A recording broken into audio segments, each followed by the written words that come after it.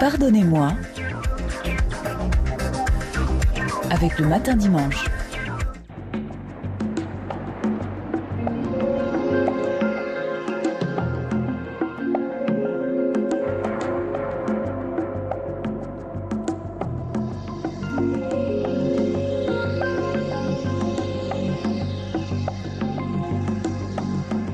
Nana Mouskouri, bonjour. Bonjour.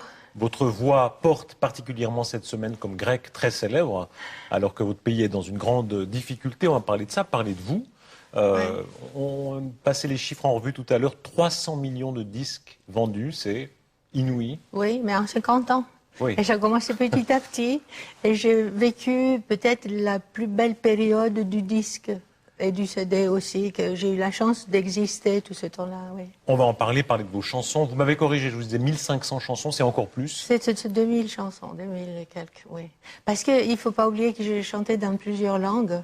Moi, j'ai commencé en grec, après c'était français, allemand, italien, espagnol, anglais, beaucoup d'anglais aussi. Et puis j'ai même chanté en hollandais, en chinois, en japonais. Mais la base, c'était 6 langues quand même. Mais portugais aussi. Et puis il y a votre visage, il y a vous. Vous êtes un logo vivant. Hein. On reconnaît Nana Mouskouri depuis toujours. Okay. Et très immuable. On vous fait compliment, j'imagine, de ça. Oui, vous savez, je suis restée comme ça. Oui, j'aimerais vous faire des compliments. Parce que j'ai voulu être moi-même. Et puis, je me disais qu'il faut être comme je suis naturelle, sans ça. Bon, aujourd'hui, évidemment, j'ai éteint mes cheveux, mais j'ai pas fait de lifting, par exemple. Donc, j'ai voulu rester avec mes cheveux comme ça, parce que c'est moi, je me suis acceptée, les gens m'ont acceptée comme ça. Vous n'avez jamais changé, vous avez la même coupe, les lunettes de Nana Mouskouri, vous en avez combien de paires? Oh là, énormément. Beaucoup, beaucoup. Non, parce vous que n'avez jamais réellement changé, même de forme, hein. Oui, deux fois j'ai pris, mais j'ai voulu être sincère pour le public aussi, d'avoir ce que j'étais. Je crois que le public a voulu ça, parce que comme ça, ils pensaient que j'étais toujours leur amie. On a essayé de vous faire changer. Je crois que même Harry Belafonte vous avait dit enlevez vos lunettes, hein, enlève tes lunettes. Et vous avez résisté, même à lui, ça c'est extraordinaire. Oui, c'est ce qui était fantastique, c'est que j'ai résisté, puis je lui ai dit, au bout de 2 jours sans lunettes, je lui ai dit, écoutez, si vous voulez continuer et que je chante avec vous, ben, ça sera avec mes lunettes, sinon je suis très mal à l'aise. Alors il a accepté. Mais vous savez, avant, à la télévision, même ici, à Paris, je me souviens, Jacqueline Joubert, elle a enlevé parce que tout le monde disait, on ne peut pas éclairer les lunettes, c'est pas joli, c'est pas... Et finalement, aujourd'hui, tout le monde porte des lunettes. Madame Mouskouri, on va parler de cette carrière, de vos lunettes, de votre don des langues, de votre génie artistique, de tout ça. Un mot quand même de la Grèce, parce que ça marque évidemment l'actualité. Vous êtes sans doute une des Grecques les plus célèbres du monde. Vous avez été députée européenne, on l'oublie aujourd'hui, plusieurs années, de 94 à 99. De droite, de droite, figure de droite. Mélina Mercouri était la figure plutôt de gauche. De gauche, oui. Vous de droite. Oui. Mais quand on dit de droite, en réalité, vous vous occupiez de tout. Vous n'étiez pas très Exactement. Je voulais vous dire ça parce que c'est très, très important. J'avais des amis de la droite parce que c'était mon vrai ami, le grand ami de moi, c'était le grand Karamanlis. Konstantinos Karamanlis, qui était le premier président de Grèce, que je l'avais connu à ma jeunesse et que j'ai toujours suivi cet homme parce que c'était un grand homme. Un grand grec. Aujourd'hui, de toute manière, la politique grecque intéresse relativement peu l'Europe. Je veux dire, la politique intérieure, c'est la dette. C'est la dette grecque qui est colossale. Plus de 320 milliards d'euros. C'est quelque chose de... C'est une faillite virtuelle. Ça vous peine? Ça vous attriste? Bien sûr que mon identité reste grecque. Je suis fière de mon pays et ça sera toujours comme ça, même si j'ai appris à vivre dehors de la Grèce, de la manière que les Européens, les Suisses, les Français, les Allemands vivent. Est-ce qu'il y a une classe politique irresponsable? Est-ce qu'il y a une classe politique irresponsable? Moi, je crois que toute la classe politique grecque est responsable. Et c'est cette classe politique grecque qu'elle doit trouver aujourd'hui une solution entre eux pour sauver le pays. Le pays existe et c'est un pays qui est très fier, il sait travailler, il sait la discipline, il sait la douleur de la guerre et il sait la douleur de la honte qu'en ce moment nous avons. Vous avez honte vous-même? Si, j'ai honte parce que je sais que la Grèce n'est pas comme ça, mais elle est traitée mal.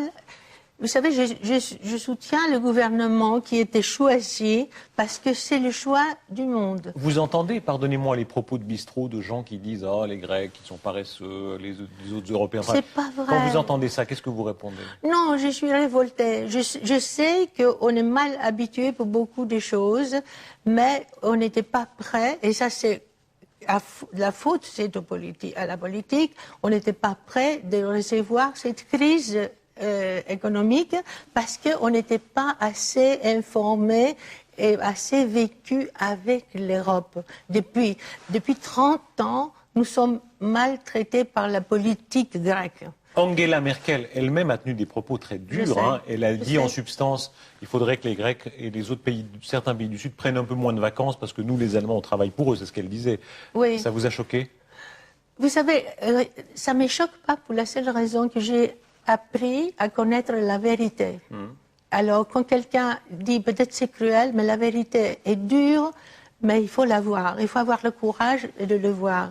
Ce n'est pas vrai qu'ils prennent beaucoup de vacances, mais c'est que les gouvernements, en général, ils étaient assez là, comme ça, habitués mal les gens. Vous savez, quand on ne pose pas une discipline, quand on donne beaucoup de liberté sans les contrôler, les gens ils s'habituent, c'est comme un enfant qu'on lui donne de mauvaises habitudes et après on le laisse lécher là avec le doigt la marmelade et puis à un moment donné, vous lui coupez le doigt, l'enfant il perd la tête, pourquoi tu l'as pas fait plus tôt? Et c'est ce qui se passe. Le remède effectivement est cruel, hein, il provoque beaucoup de réactions, notamment la vente de ce qui est l'incarnation de la Grèce, hein, les télécoms, des parties, même du Pirée, je crois. Hein. Le Pirée a été vendu en partie aux Chinois. Qu'est-ce que... Oui, je ne sais pas si c'était vendu, vous savez, parce que je ne suis pas au courant. Mais c'est aussi, voilà... Un symbole grec à ce point-là, ça doit vous heurter, non? Vous attrister? Vous savez, je ne peux pas me mêler dans ce qu'ils font. Bien sûr, non, il ne fallait pas vendre, mais je ne sais pas dans quelles conditions ils ont vendu, ou bien si pour une certaine période, ou je ne sais pas. Je ne suis pas dans les choses. Moi, je vois comme tout le monde, comme tout ce monde que je vois qui révolte et qui descend dans la rue. Mais d'un œil d'une femme née en Crète, grecque toujours de cœur, vous avez le mal du pays? J'ai toujours eu, je n'ai pas le mal du pays, j'habite avec mon pays, je l'amène avec moi, je n'ai pas perdu mon identité et je vis comme une Européenne, mais je suis toujours grecque dans tout, sauf que quand je suis... Parce que vous dites une Européenne, comme si c'était autre chose, l'Europe et la Grèce. Oui, comme les Grecs devaient être. Ouais.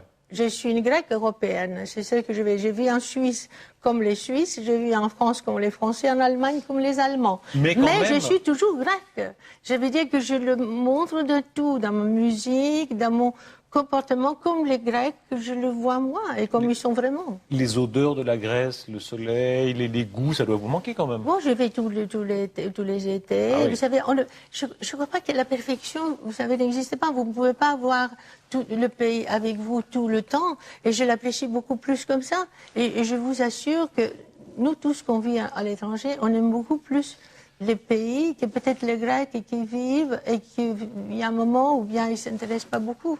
Nana Mouskouri, la Grèce et vous, racontons cette histoire. Hein, vous êtes née à Lacanée, en Crète. Ouais. Crétoise, ça veut dire c'est un peu différent que grec? Non, bien sûr que c'est grec, mais non, ça veut dire, ma maman était, je suis un mélange, ma mère vient de Corfou, et mon père de Péloponnèse, que c'est, Corfou c'est un peu plus vers l'Italie, donc beaucoup de musique et tout, mon père, un vrai grec du centre de Péloponnèse, donc c'était et moi je suis née au hasard en Crète, parce que mon papa était projectionniste de cinéma, et il était là pour installer un cinéma. Vous êtes resté, je crois, jusqu'à l'âge de 3 ans en Crète. Voilà, c'est ça. Vous avez des souvenirs encore de là-bas? Oh, vous savez, je suis allée aussi un peu après, donc maintenant je le vois bien, et je vois même le vieux cinéma, maintenant c'est un centre commercial. Mais je sais très bien où je suis née, et puis je pense que j'ai pris un tout petit peu la Crète, c'est pas différent des autres, mais il garde peut-être un peu plus, comme le nord de la Grèce, garde cette roughness, comme on dirait, il dur, il résiste, la résistance, ou tout ça, et c'est très caractéristique de la Crète. Vous l'avez dit, votre père était projectionniste de cinéma. Vous avez grandi vraiment Dans le cinéma. Ça, c'est Ouais. assez romanesque. Oh, voilà, oui, absolument. Comment il faut vous C'était- imaginer, à côté de votre papa, vous faisiez quoi là dans le cinéma? Non, je voyais des films sans arrêt, des films permis ou pas permis, mais j'ai grandi dans la Qu'est-ce musique. qui était pas permis? Oh, bah, des films, par exemple, de gangsters à l'époque, ou je sais pas, comme pour les enfants aujourd'hui, ou bien le Dracula. À l'époque, nous, on avait les horreurs, c'était le Dracula. Aujourd'hui, c'est autre horreur. Non, mais ça veut dire que j'ai appris par le cinéma de rêver. Et ça m'a fait beaucoup de bien. Je ne suis jamais montée. Bon, j'ai fait quelques films au début quand j'étais toute jeune, mais pas des vrais rôles.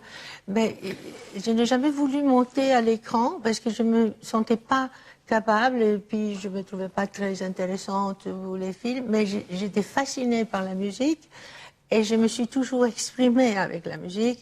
Et je crois que le cadeau de mes parents et de la vie, c'était qu'ils m'ont laissé faire ce que j'avais envie. C'est un apprentissage extraordinaire, quand même, artistique. Hein. Grandir dans un cinéma. Ouais. Quel souvenir vous avez des scènes de films, des choses qui vous ont Vous avez impressionné? À cette époque-là, on voyait beaucoup de films. C'est vrai que c'était entre le film de cowboy ou de grand western, où on avait évidemment de ce style de musique aussi, ou bien c'était des films anglais, allemands, enfin c'est tout. Il y avait un peu de tout. Mais j'étais fascinée par les Hauts le vent, par les grands amours, ça fait, c'était... Vous c'était pleuriez, beaucoup- j'imagine. Vous avez pleuré au cinéma. Beaucoup. Toujours. Je crois Ah que oui. les grandes émotions, c'était le cinéma, ouais, absolument. Vous Et pleurez c'est ce qui toujours était- maintenant quand vous allez au cinéma? Oui, pas seulement au cinéma, en écoutant une belle musique, en voyant un enfant qui souffre, parce que vous savez, je travaille pour UNICEF depuis 20 ans, bientôt, et je suis affrontée vraiment sur la misère et le malheur de l'enfance, qui est au fond l'avenir du monde. Quand C'est vous le racontez problème. votre enfance à vous, votre propre enfance, ce qui est Ouais. frappant, vous dites que vous avez été très aimé. Hein. Vous avez des parents très aimants, Ouais. et le père et la mère. Le père joueur. Voilà. C'est une catégorie de gens très Ouais. particulière, les joueurs. Hein. Ils Ouais. jouaient à quoi? Je jouais aux cartes. Ouais. Et Ouais. ils perdaient de l'argent. Et pas de tout. Ouais. On perdait tout tellement on s'est déplacé de maisons.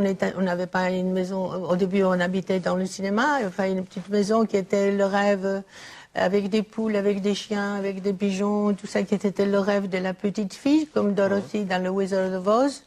Et puis après, on s'est déplacé avec la guerre dans un autre endroit parce qu'ils nous rejetaient, parce que mon père il avait joué tout.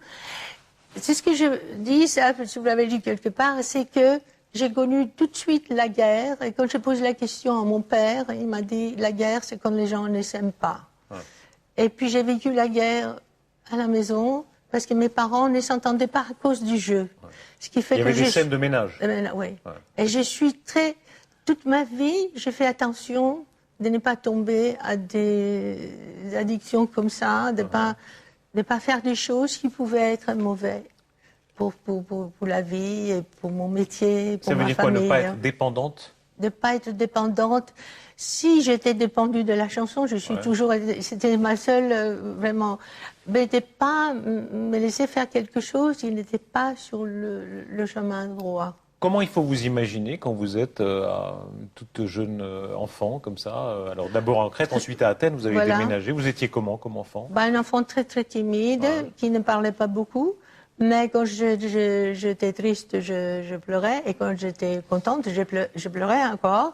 La Avec guerre, vous l'avez mentionné dès le début, vous disiez Oui. les Grecs, enfants de la guerre, on sent que ça a compté pour vous. Vous avez été témoin même, je crois, de scènes très dures.